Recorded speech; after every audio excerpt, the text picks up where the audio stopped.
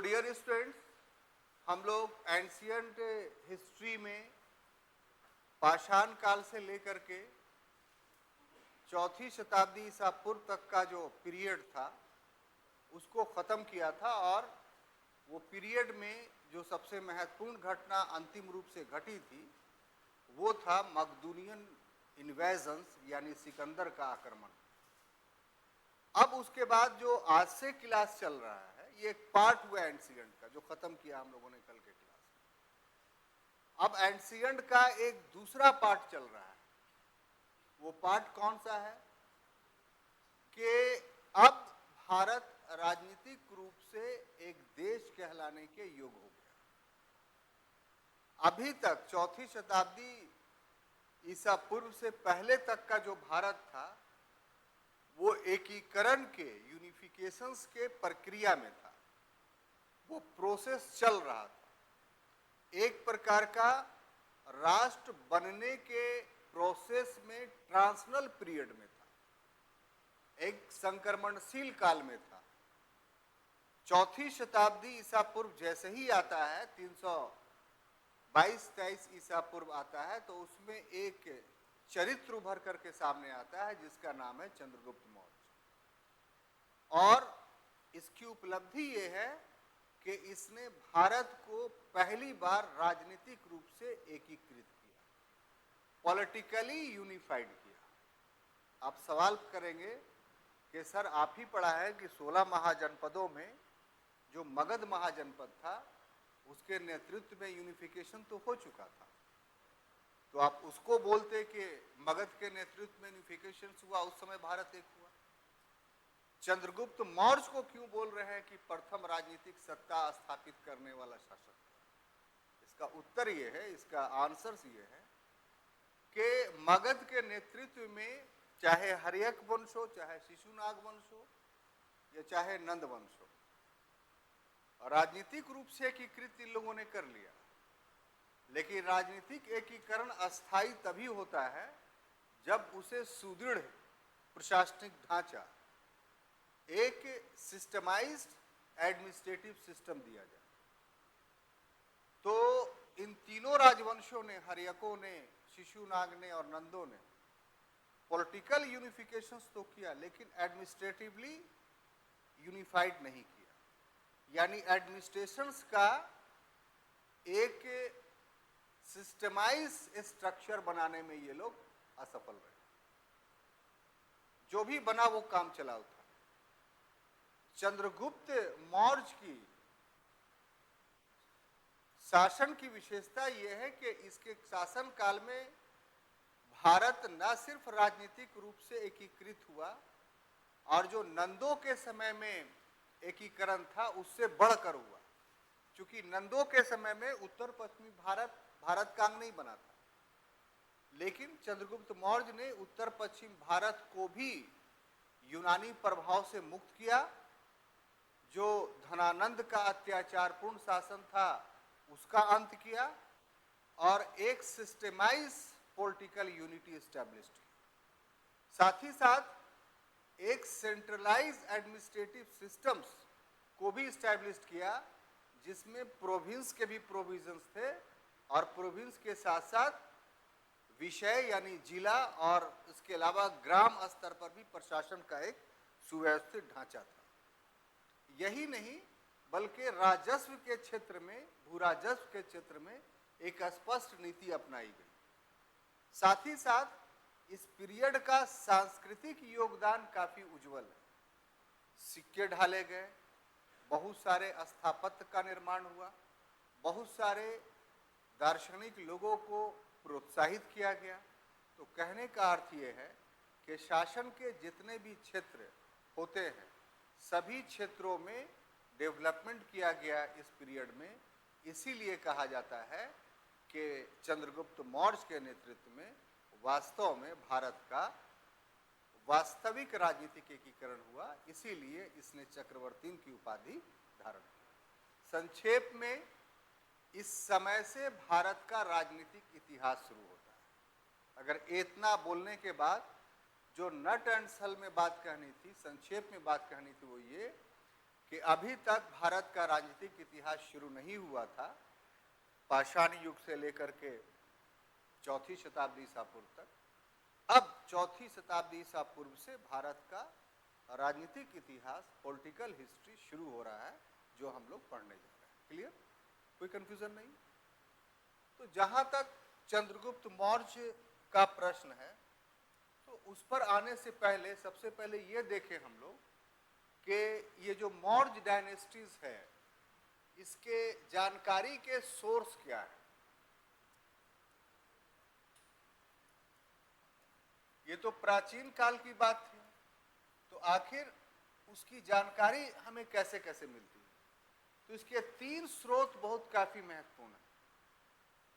एक साहित्यिक स्रोत, दूसरा विदेशियों के विवरण और तीसरा पुरातत्व। तो हम लोग बारी बारी से देखेंगे कि कौन कौन साहित्य में कौन कौन साहित्य हम लोगों को सहायता कर रही है। तो जहां तक साहित्यिक स्रोत का प्रश्न है,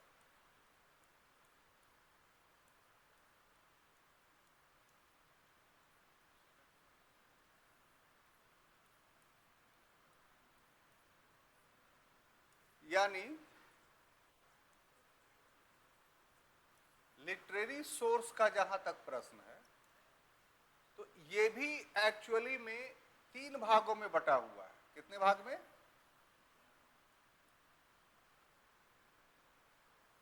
उसमें सबसे पहला ब्राह्मण स्रोत,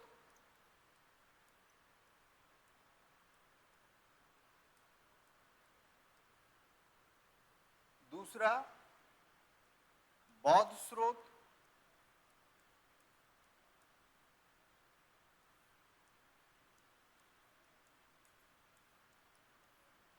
और तीसरा जैन स्रोत। ऐसा क्यों? साहित्य में ये तीन ही क्यों? तो इसका आंसर ये है कि प्राचीन काल में भारत में धर्म के दृष्टि, भारत में जो ऐतिहासिक जानकारी है वो हेरोडोटस के तरह नहीं है। यूनान में जो हेरोडोटस था, जिसे इतिहास का पिता कहा जाता है, तो वहां जो इतिहास लिखने की परंपरा थी, वो तिथियों के साथ राजा महाराजाओं का इतिहास लिखा जाता था। इसलिए प्राचीन काल का जो अंतर्राष्ट्रीय इतिहास लेखन का प्रतिमान था, स्टैंडर्ड था, वो भारत से हट करके था, अलग था। भारत का जो इतिहास लेखन का स्टैंडर्ड था, वो बाकी विश्व से हटकर था। इसलिए अंग्रेज जब भारत में आए तो शुरू में कह दिया कि भारतीयों को इतिहास लेखन की जानकारी ही नहीं। तो वो उन्होंने इसलिए कहा कि अंग्रेजों ने भारतीय इतिहास लेखन पद्धति को समझा ही नहीं। उन्होंने यूरोपीय इतिहास लेखन पद्धति के आधार पर यहाँ पुस्तकों की खोज करनी शुरू की, तो ऐसा कोई पुस्तक नहीं मिला।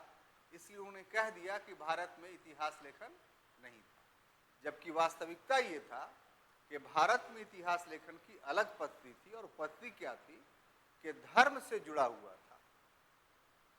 भारत में प्राचीन काल में जो भी चीजें लिखी गई, वो चार तथ्यों को ध्यान में रख करके लिखा गया। चार तथ्य कौन कौन थे? धर्म, अर्थ, काम और मोक्ष। यहाँ की जीवन पद्धति जो चलती थी, वो इसी से चलती थी। और जितनी भी पुस्तकें लिखी गई, या कोई राजा भी बना, तो उसका भी प्रयत्न यही रहा कि धर्म, अर्थ, काम और मोक्ष की प्राप्ति कैसे हो।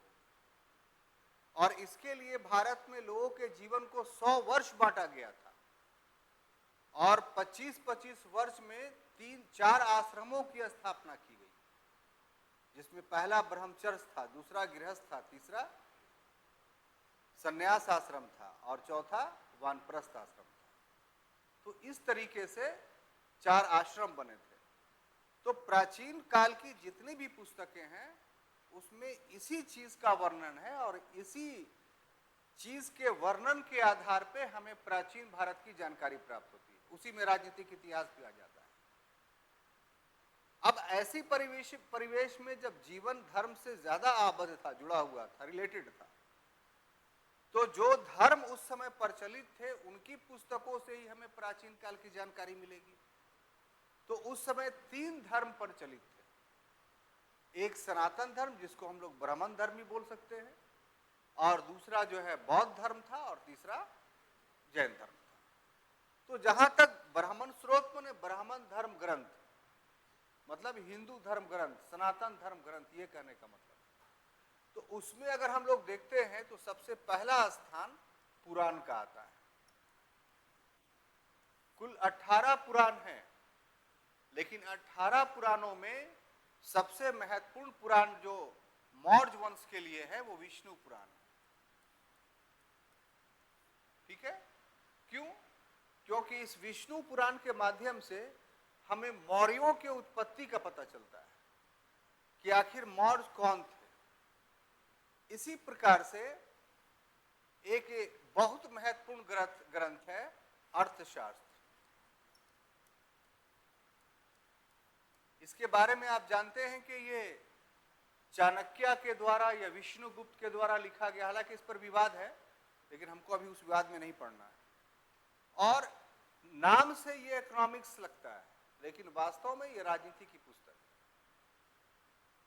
है। कुल 8 खंडों में है और हर खंड अलग अलग विषयों से संबंधित है।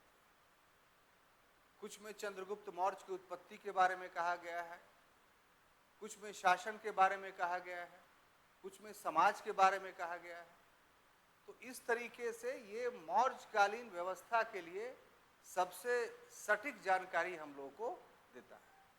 इसी प्रकार से एक पुस्तक है मुद्रा राक्षस। क्या है? ये एक व्यक्ति हैं, लेखक हैं, जिनका नाम है विशाख दत्त। तो मुद्रा राक्षस विशाख दत्त के द्वारा लिखा गया। हालांकि ये भी बहुत विडंबनापूर्ण बात है कि पुस्तक मौर्यकालीन नहीं है, ये पुस्तक गुप्तकालीन है, लेकिन इसमें मौर्यों की उत्पत्ति का वर्णन है। और ये एकमात्र ऐसा पुस्तक है जिसमें मौर्यों को विरशल कहा गया। विरशल का मतलब निम्न कुल उत्पन्न, लोअर कास्ट के लोग थे ये। खैर अभी थोड़ी देर बाद इसका जिक्र आएगा। अभी हम लोग को सिर्फ ये देखना है कि कौन कौन से सोर्स को हम लोग को देखना है। इसी प्रकार से अगर बौद्ध की बात करें तो इसमें दीपवंश, महावंश,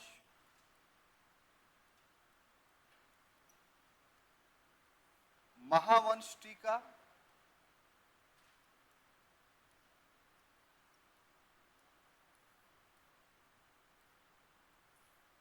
दिव्यावदान,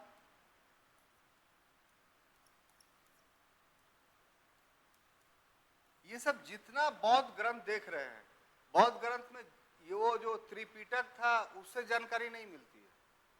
ठीक है? उससे बौद्ध धर्म के बारे में जानकारी मिलती है, भारत के पॉलिटिकल सेटअप के बारे में नहीं मिलती है। भारत के पॉलिटिकल सेटअप को जानने के लिए जो बौद्ध ग्रंथ अकाउंटेबल है वो ये सब है। और ये जितने ग्रंथ है वो सब सिन्हली ग्रंथ है। सिन्हली ग्रंथ समझते हैं? सिन्हली ग्रंथ नहीं समझते हैं? कोई नहीं क्लास समझता है। मतलब श्रीलंका में लिखे गए ग्रंथ। श्रीलंका को सिन्हल भी बोला जाता है। क्यों बोला जाता है? क्योंकि वहां 70-80% लोग बाई कास्ट सिन्हली हैं। अब समझ में आई? तब तो ये सब सिन्हली ग्रंथ, सिलोन भी बोलते हैं उसको। तो ये सब बात जाना कीजिए, समझा कीजिए। कभी कभी शब्दों के आधार पर भी आपको घुमा देगा क्वेश्चन। तो इसीलिए शब्दों से खेलने का प्रैक्टिस किया कीजिए। तो ये जितने सिन्हली ग्रंथ हैं जो बौद्ध धर्म से रिलेटेड है, इससे अशोक के बारे में हमें बहुत जानकारी मिलती है। और अशोक की जानकारी के लिए तो अभिलेख ज्यादा उपयुक्त है, लेकिन उन अभिलेखों को प्रामाणिकता ये प्रदान करता है। या ये कह लीजिए कि ये ग्रंथ में जो बातें लिखी हैं उन बातों को अशोक का अभिलेख प्रमाणित करता है। दोनों एक ही बात है। और जहां तक जैन ग्रंथ का ताल्लुक है तो उसमें एक है भद्रबाहु, नाम सुने होंगे आप लोग। ये चंद्रगुप्त मौर्य के समकालीन थे और इन्हीं के साथ चंद्रगुप्त मौर्य कहाँ चला गया था, श्रवण बेलगोला। तो इन्होंने एक ग्रंथ लिखी जिसका नाम था कल्पसूत्र। इससे भी हम लोगों को मौर्यों के बारे में जानकारी मिलती है। और एक ग्रंथ है परिशिष्ट पर्वन। क्या? परिशिष्ट पर्वन। यह भी जैन ग्रंथ है और इस ग्रंथ से भी हमें मौर्य वंश के बारे में जानकारी प्राप्त होती है। तो ये हैं साहित्यिक स्रोत के जिन स्रोतों से हमें मौर्य वंश के बारे में जानकारी मिलती है। और आपको ये सब चीज़ें जो है एक कॉम्पैक्ट डिस्क के रूप में अपने पास हमेशा रखना चाहिए ताकि अंदर में बात पढ़े तो आपको याद रहे सब और बहके नहीं। ठीक है।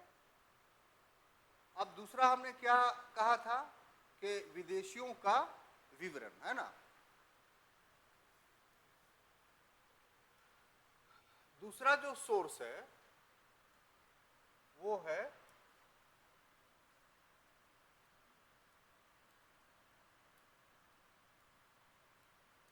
विदेशियों का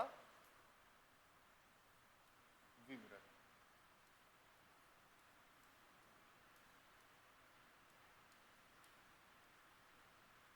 तो देखिए, जहां तक विदेशियों के विवरण का प्रश्न है तो मौर्य से पहले कौन सी घटना घटी थी?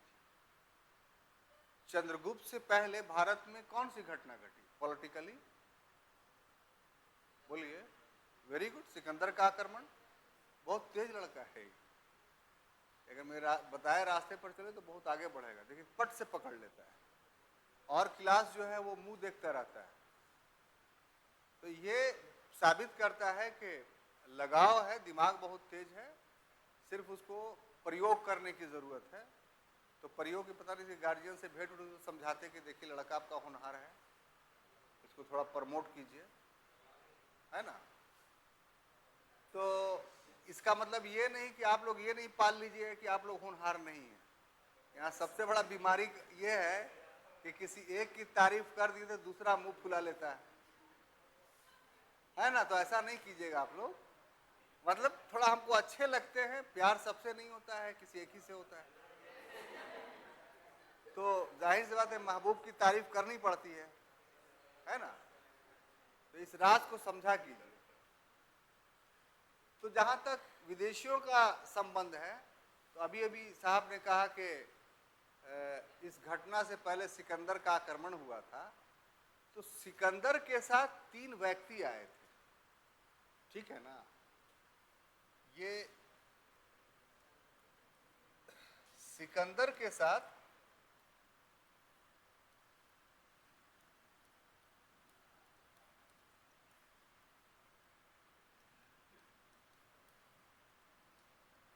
आने वाला यात्री, एक्चुअली में यात्री नहीं था, ये सिकंदर के ऑफिसर्स थे, लेकिन उन्होंने भारत के बारे में लिखा।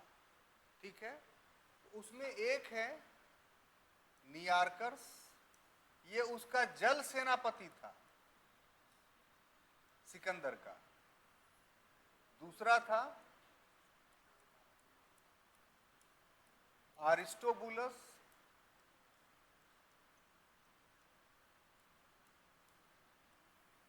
और तीसरा था आने सिकिटस।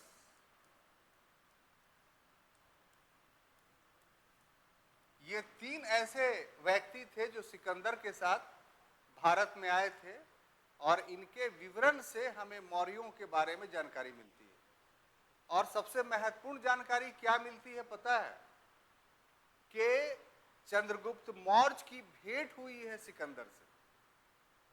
कैसे भेंट हुई कि चाणक्य उसको पाटलिपुत्रा से 1000 कर्षापन में खरीद करके तक्षशिला ले गया था और तक्षशिला में उसको ट्रेनिंग दे रहा था युद्ध शास्त्र का, पढ़ाई लिखाई का। चूंकि चाणक्य अपने समय का विद्वता में सबसे सर्वोच्च स्थान पे था, उससे बड़ा विद्वान व्यक्ति भारत में उस समय कोई नहीं था, और वो व्यक्ति टीच कर रहा है एक लड़के को कि हमें इसके माध्यम से धनानंद का समूल नाश करना है, हमें इसके माध्यम से सिकंदर के हमले का मुंहतोड़ जवाब देना है। तो एक रणनीति के तहत, एजुकेशन के भाग के तहत, प्रशिक्षण के अंग के रूप में, पार्ट ऑफ ट्रेनिंग के रूप में चाणक्य ने चंद्रगुप्त मौर्य को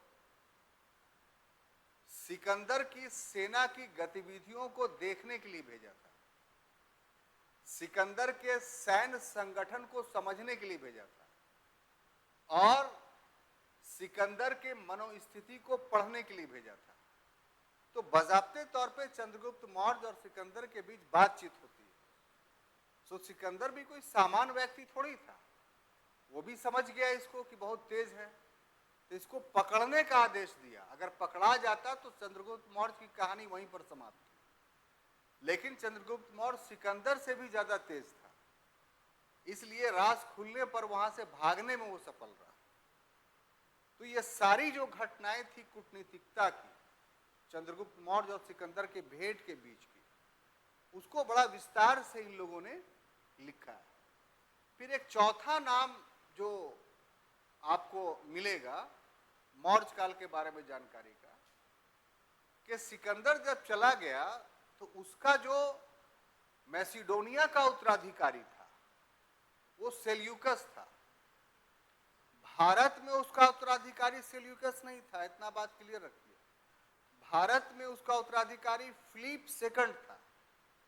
फिलिप सेकंड उसका बाप नहीं, उसका बाप का भी नाम फिलिप सेकंड था। और सिकंदर के भारत से जाने के बाद उसके भारत के एक प्रांत तो वो अपने पास रखा था, बाकी आंभी और पोरस को बांट दिया था। तो उस एक भाग को जो अपने पास रखा था उसका प्रांतपति फिलिप सेकंड था। तो सेल्यूकस अलग है और फिलिप सेकंड अलग है। बात समझ में आई? तो जब चंद्रगुप्त मौर्य शासक बना तो सेल्यूकस की महत्वाकांक्षा सिकंदर के समान ही जाग उठी।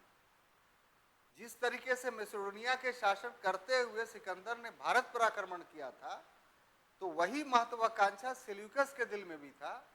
और सेल्यूकस भारत पर आक्रमण करता है और आक्रमण करने के बाद वितस्ता यानी झेलम का युद्ध होता है।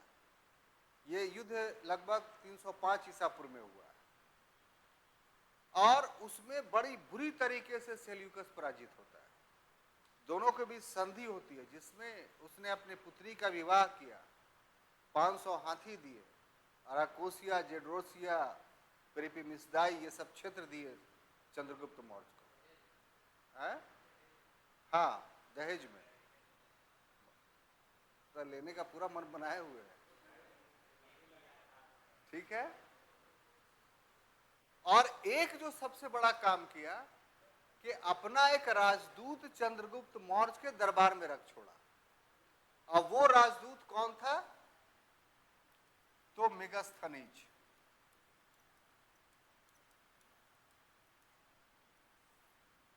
ये चंद्रगुप्त मौर्य कालीन है, ठीक है ना। और इसने ये लगभग 9 या 14 माह तक रहा, 14 माह तक चंद्रगुप्त मौर्य के दरबार में, फिर चला गया यूनान।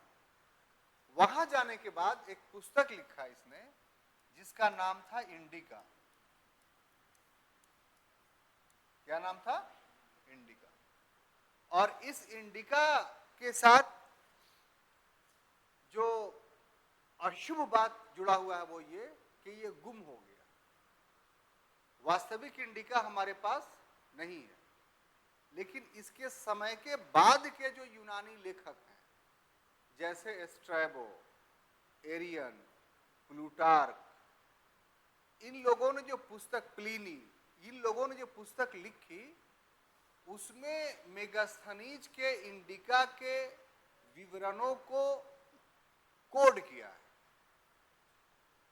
कि इंडिका में ये बात लिखी हुई, उस आधार पर हम ये कह रहे हैं। तो बाद में चल के शानबैक नामक एक अंग्रेज ने जो है वो इसको कलेक्ट किया इन लोगों के पुस्तकों से, और अभी जो इंडिका बाजार में उपलब्ध है वही कलेक्टेड है। तो उसमें जितनी बात मेगास्थनी ने लिखी थी सारी की सारी नहीं है, उसकी जितनी बातों को कोड किया गया था उसका कलेक्शंस अभी का इंडिका है। तो जो भी हो उससे भी हम लोग को जानकारी मिलती है। इसके बाद डाइमेकस और डायोनिसियस,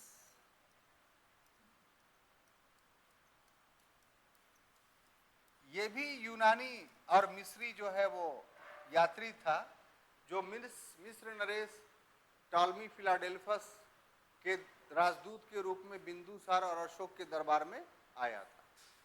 तो ये सब विदेशी यात्री थे जिनका कदम भारत में पड़ा, भारत में रहे ये लोग, और साक्षात देखने के बाद अपने विवरण दिए हैं। तो इन सारे विवरणों से भी हम लोगों को मौर्य काल के बारे में बहुत विस्तृत जानकारी मिलती है। क्लियर? कोई कंफ्यूजन नहीं? अब जैसा कि हमने कहा कि तीसरा जो जानकारी का स्रोत है वो है पुरातत्व, तो उसको तो लिख लिए, बढ़िया लिखिए।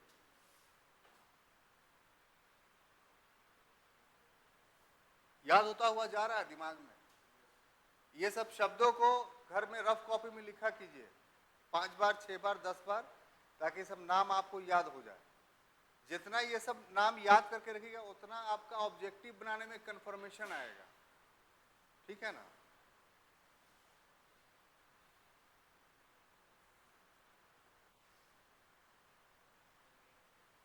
हो गया?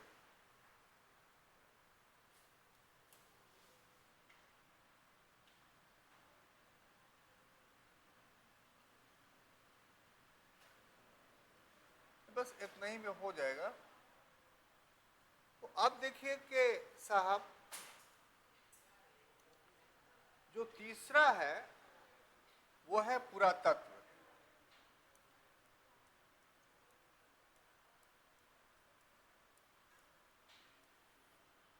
यानी आर्कियोलॉजी।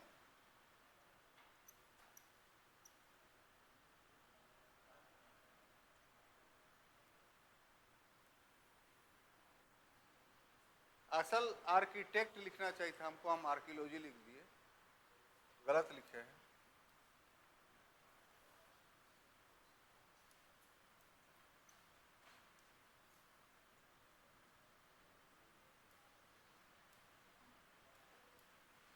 आर्कियोलॉजी तो एक सब्जेक्ट हो गया जिसमें पुरानी चीजों का अध्ययन किया जाता है।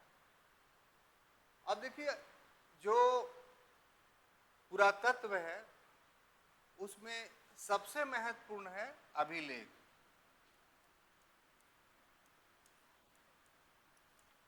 और अभिलेख में जो मौर्यकालीन अभिलेख है वो उसमें सबसे ज्यादा जारी करने वाला शासक था अशोक, और लगभग 40 अभिलेख इसके मिलते हैं। आप जानते हैं कि ये जो प्रभाव पड़ा था ईरानियन इन्वेशंस का, तो उससे प्रभावित होकर के अशोक ने भी अभिलेखों के माध्यम से जनता को संबोधित किया।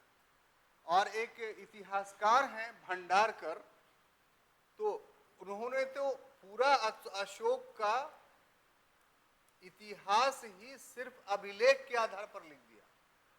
जी.आर. भंडारकर, कोई दूसरा सोर्स का सहारा ही नहीं लिया। जो जितने एडिक्ट से जितने अभिलेख थे उसको पढ़ने के बाद पूरा अशोक का इतिहास लिख दिया। अशोक के अभिलेख की सबसे बड़ी विशेषता ये होती है कि इसमें किंतु परंतु से काम नहीं चलता, बिल्कुल सटीक जानकारी रहती है। क्यों? क्योंकि जिस रूप में लिखा गया उसी रूप में हमारे पास उपस्थित हुआ। पुस्तकों में तो परिवर्तन हुआ, आगे के लोगों ने चेंजिंग कर दिया, लेकिन अभिलेख के साथ ऐसा नहीं हुआ। जिस समय का अभिलेख है उस समय की पूरी जानकारी हमको। इसलिए भंडारकर ने अशोक के इतिहास को उसके अभिलेखों के माध्यम से लिखा। अच्छा, यहां पर एक बात और है कि ऐसा नहीं है कि मौर्य काल में अशोक ही का अभिलेख सबसे पहला अभिलेख था। अशोक ने सबसे ज्यादा अभिलेख जारी किए, ये सच बात है, लेकिन अशोक ने पहला अभिलेख जारी किया, ये गलत बात है। बल्कि मौर्यकालीन पहला अभिलेख बोगरा और महास्थान अभिलेख, ये बहुत इंपॉर्टेंट है। क्या चीज? बोगरा और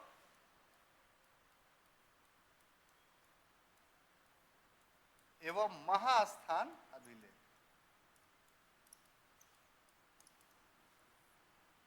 और ये चंद्रगुप्त मौर्य कालीन है। यह अभिलेख किस कालीन है? और ये पत्थर पर नहीं है, बल्कि तांबे पे, यानी ताम्र अभिलेख है। और इसमें किस चीज का वर्णन है? तो बंगाल में जो अकाल पड़ा था, उस अकाल में मौर्य शासन के द्वारा जो राहत सामग्री बांटी गई थी, ये जो किसानों को राहत दिया गया था, उसका वर्णन इस अभिलेख में मिलता है। और उसके बाद दूसरा महत्वपूर्ण अभिलेख एक जो है, जो मौर्य काल के बारे में जानकारी देती है लेकिन मौर्यकालीन नहीं है, वह है रुद्रदामा का जूनागढ़ अभिलेख। रुद्रदामन का जूनागढ़ अभिलेख। जूनागढ़ अभिलेख ये गुप्त कालीन है, लेकिन मौर्य काल के बारे में कैसे जानकारी मिलती है कि रुद्रदामन जो था, उसका जो जूनागढ़ का प्रांतपति था, उसने सुदर्शन झील की मरम्मत कराई थी। और उसी में लिखा हुआ है कि सुदर्शन झील की हमने सिर्फ मरम्मत कराई, ये बनाया जो गया था चंद्रगुप्त मौर्य के काल में, जो जूनागढ़ का प्रांतपति था जिसका नाम था पुष्यगुप्त, तो उसके माध्यम से बनाया गया था। बाद में भर गया वो, तो हमने उसकी उड़ाही कराई या मरम्मत कराई। तो इस ढंग से रुद्रदामन के जूनागढ़ अभिलेख से भी हम लोगों को मौर्यों के बारे में जानकारी मिलती है। सबसे महत्वपूर्ण बात यह है कि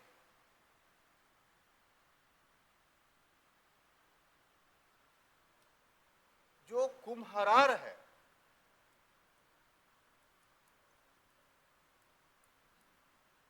और बुलंदी बाग, ये दोनों पटना में है।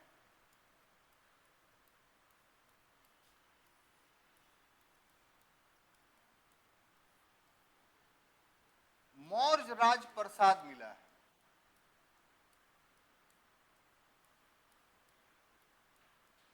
राजप्रसाद का इंग्लिश कोर्ट। कोर्ट का मतलब जहां राजा रहता था। आज भी जाइएगा तो आपको कंकड़बाग के आगे कुम्हरार है, तो कभी जाइए तो वहां घूम लिया कीजिए। तो एक्चुअली में ये उसकी राजधानी थी, और उस राजधानी का पुरातात्विक साक्ष्य मिला है।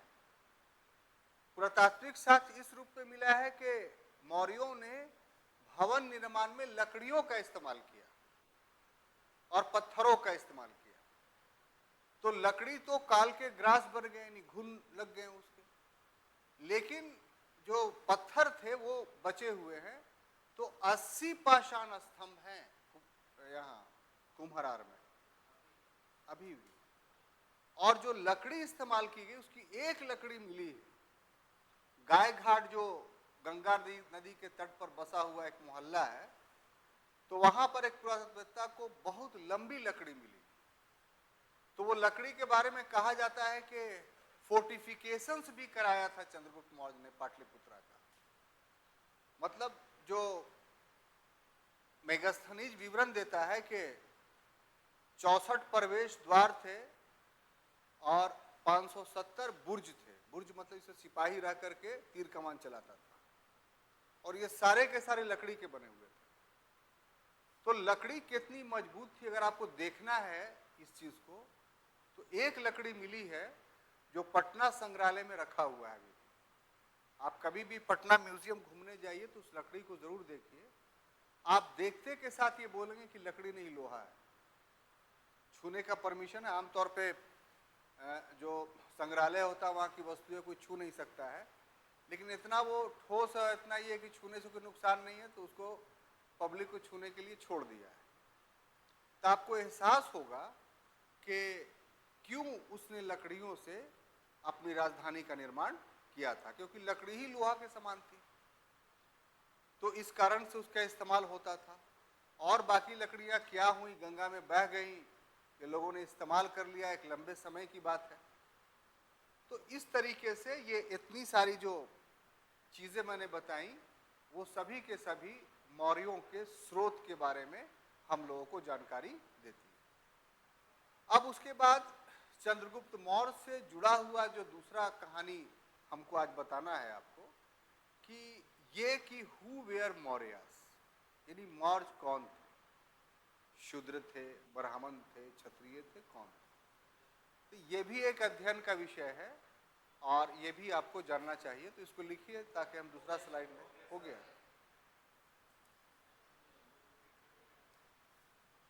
तो अब दूसरा है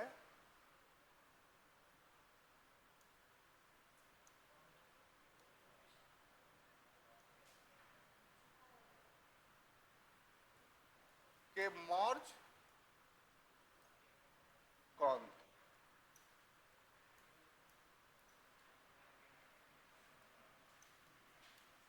यानी हु वेयर मौर्य।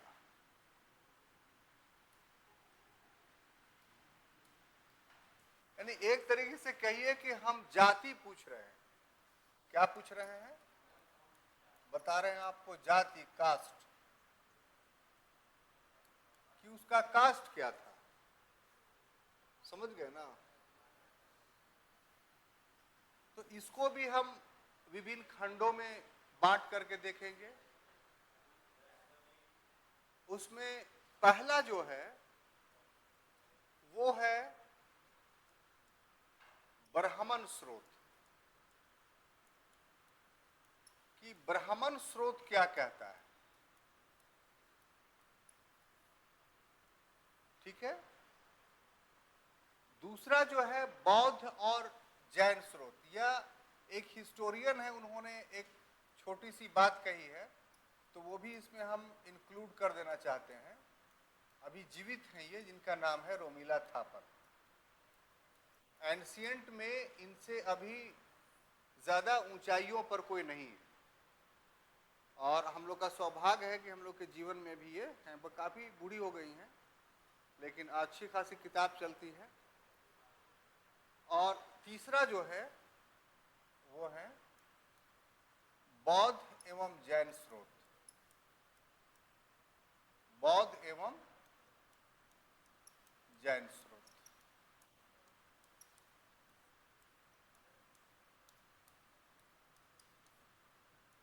ठीक है।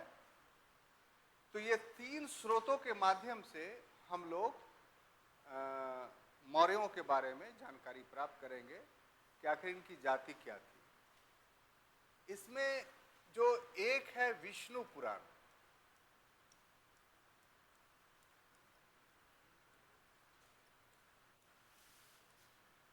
ठीक है।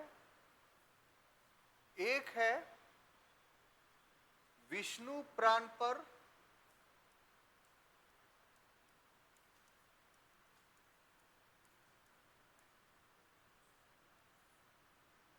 टीका लिखी।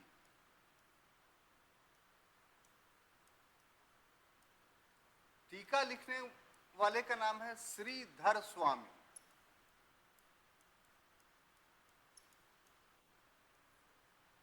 ठीक है। उसके बाद एक है मुद्रा राक्षस।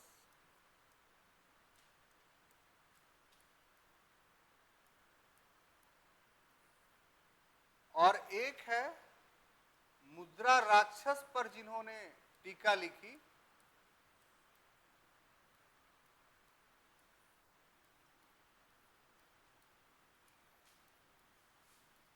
उनका नाम है घुंडी राज।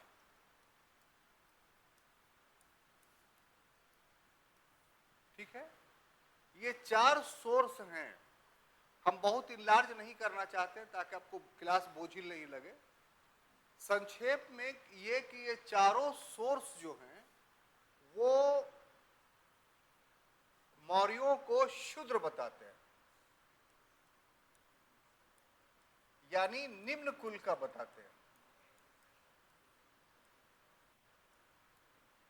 और जो मुद्रा राक्षस ग्रंथ है इसी में निम्न कुल के लिए विरशल शब्द का प्रयोग किया गया है।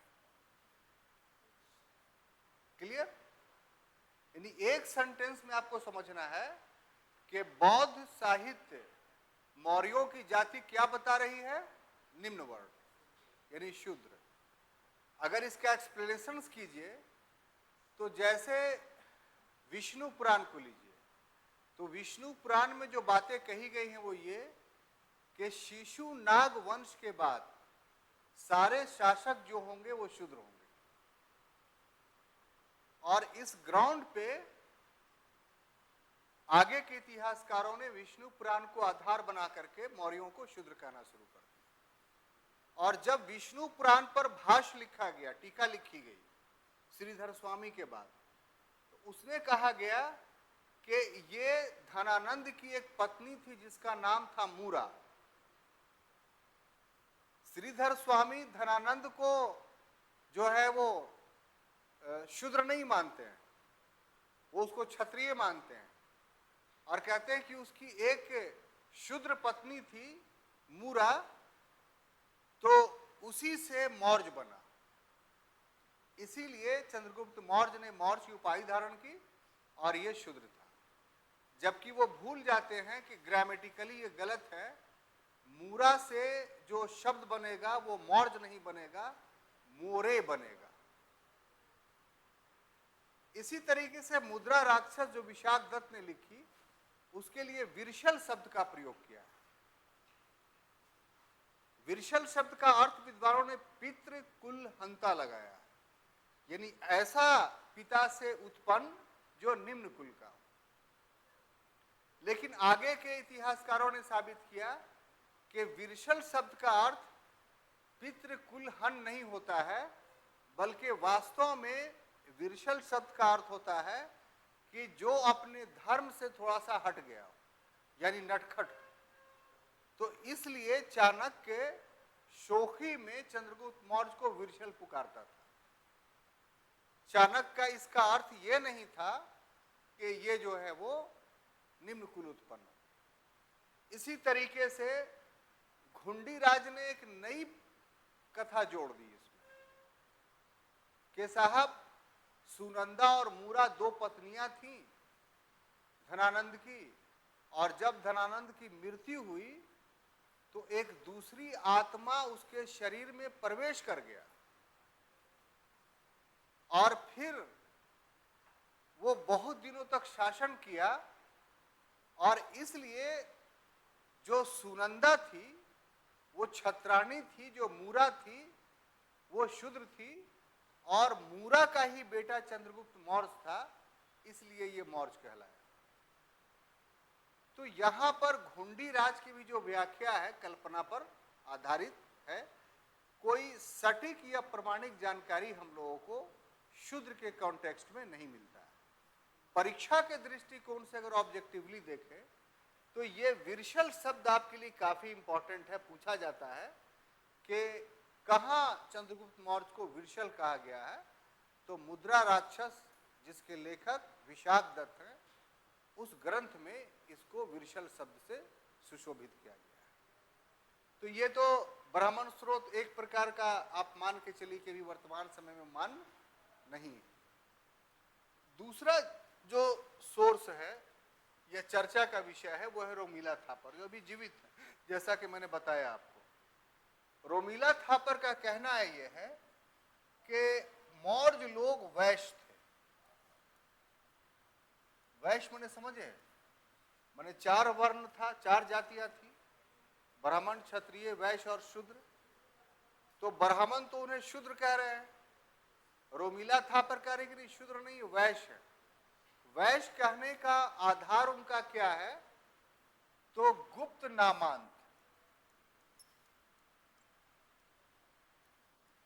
नामांत का मतलब नाम के अंत में गुप्त जो लगा हुआ है उसके आधार पे कि गुप्त जो टाइटल होता है वो वैश्यों का होता है, इसीलिए जो है वो चंद्रगुप्त मौर्य के नाम के साथ गुप्त लगा हुआ है, इसीलिए जो है वो ये वैश्य थे।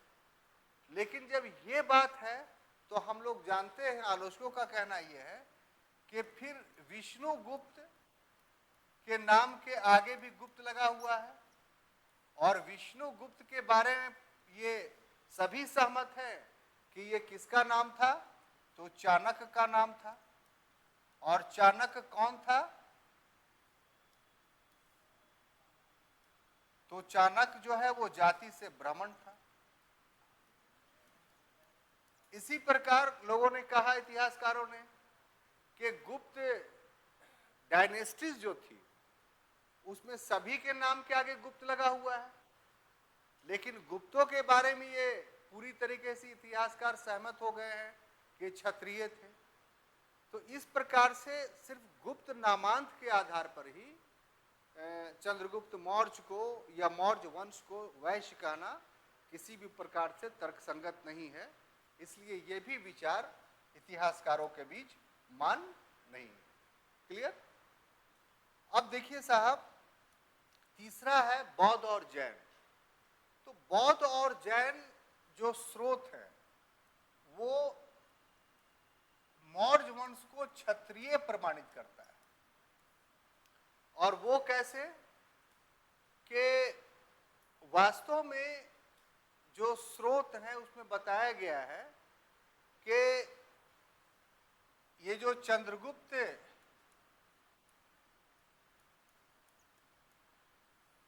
एक नेपाल की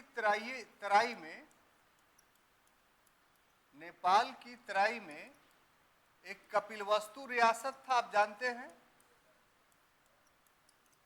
तो कपिलवस्तु रियासत में ही एक शाक कुल था, जिसका एक छोटा सा शाक कुल था जो अलग शासन करता था।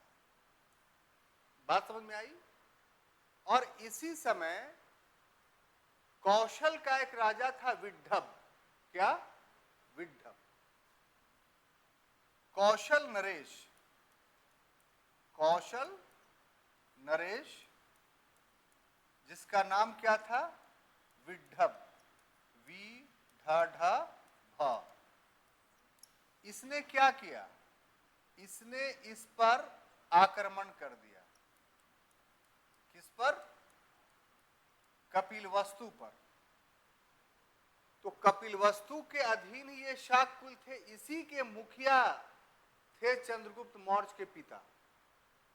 तो उस समय जो है चंद्रगुप्त मौर्य अपने मां के गर्भ में थे, और जब विड्ढब ने आक्रमण किया तो इनके पिता उस युद्ध में मारे गए। तब क्या हुआ कि शाक कुल के मुखिया की यानी जो मां थी उसको उसके भाइयों ने पाटलिपुत्रा में ला करके छोड़ दिया मां को। किसकी मां को? चंद्रगुप्त मौर्य की मां को। और चंद्रगुप्त मौर्य का जन्म जो है इसी पाटलिपुत्रा में हुआ। फिर मां का देहांत हो गया तो एक गौ पालक यानी जो दूध पालने वाले लोग ग्वाले होते हैं, उसने चंद्रगुप्त मौर्य का लालन पालन किया। और यही राजकीलम नामक खेल रहा था चंद्रगुप्त मौर्य, और धनानंद के दरबार से बहुत गुस्से से चाणक्य निकला था और वहीं अपनी चुटिया खोल ली थी इस प्रण पर कि हम इसका विनाश कर देंगे। किसका? धनानंद का। और हमें एक राजा चाहिए। तो उसे इस बालक में राजा का रूप दिखाई पड़ा, और 1000 करशापन, उस समय 1000 करशापन बहुत बड़ी राशि होती है। आज तो आप लोग के सबके पॉकेट में मेरे ख्याल से 1000 होगा, इससे नीचे तो लेकर के नहीं आते होंगे, है ना? है? ठीक है। तो 1000 करशापन में जो है खरीद लिया और लेकर के जो है वो तक्षशिला चला गया। तो ये जितने विवरण है ना वो परिशिष्ट पर्वण में मिल रहे हैं, या महावंश में मिल रहा है। और ये सारे के सारे ग्रंथ जो है वो प्रमाणिक है।